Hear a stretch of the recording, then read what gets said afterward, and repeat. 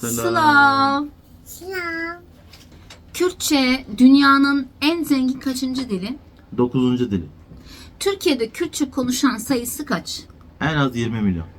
Peki Türkçe mi daha zengin yoksa Kürtçe mi? Kürtçe. Kürtçe 744 bin kelimeyle dünyada en zengin diller sıralamasında 9. sırada. Türkçe de bu sıralamada 20. sırada. Tamam. Yemin Asimile olmamış ve sürekli Kürtçe konuşulan, aklında olan şu an ilk 5 şehir ya da ilçe. 5 istiyor. Cizre, Silvan, Doğu Beyazıt, Tekman, Yüksekova. Kürtçe konuşma şeklini en beğendiğin 3 şehir. Lütfen. Batman, Batman. Ağrı, Ağrı. Silvan. Ağrı. Bir Kürt yemeği olsan ne olurdu? Tırşık. Kesinlikle tırşık.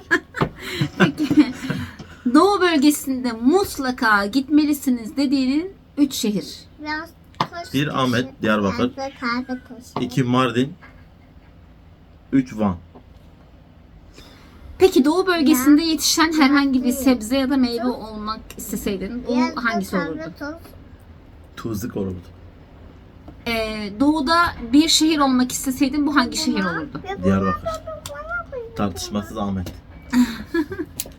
Bu kadar. Enkaz. Tadı ya. Aferin.